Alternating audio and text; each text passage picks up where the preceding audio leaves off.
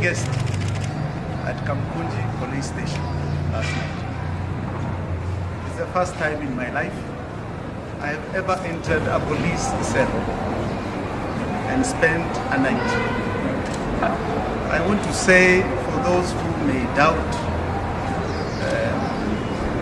how I am today, let me assure you that they treated me very well at Kamkunji police station.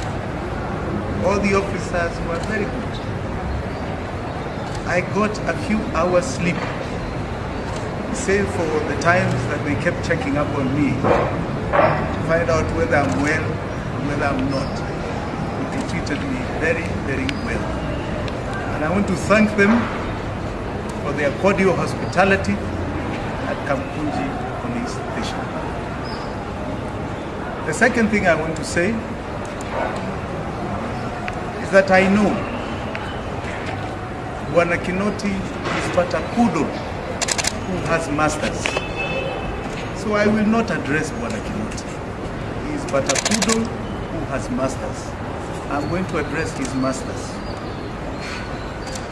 His masters sent him in 2017 to harass my family for 3 days, to purport that I want to overthrow the government of Kenya after an election that had been nullified by the High Court. The same masters went ahead and decided that they have not had enough of me. And after swearing in,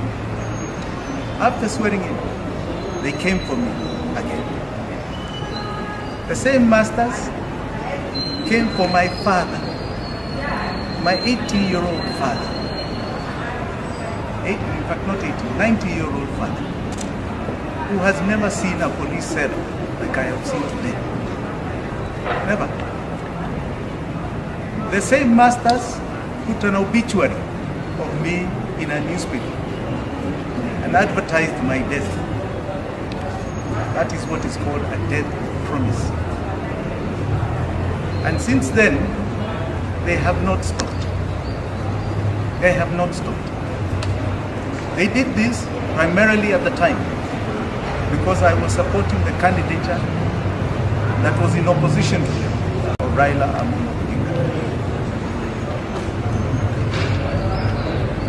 In March 9th, 2018, my friend Raila Amolo Odinga went and had a handshake with that master. He went and had a handshake with that master. And when he had that handshake with that master, he went alone. I repeat, he went alone.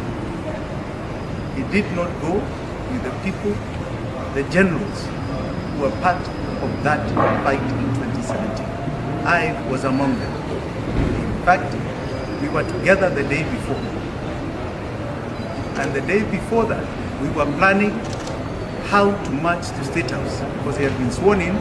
How is he going to take his office? And in that meeting, I want to tell you, we were James Orengo, myself, and him. Orengo and I were shocked on the 9th when we saw him on TV like everybody else. He went alone. He left the generals he was in NASA. Not only the wrath of God, but that of the people of Kenya. Just from where you are running with ODM tickets, now that you said Raila is a Judas, will you still compete with them? Oh yes, absolutely. Absolutely. Where did he consult ODM to go for a handshake? Where did he consult ODM to go to Azimio? What? That's why I'm telling you, what he did is personal. I espouse the ideals and the foundation of ODM. Na si chama ya mtu moja.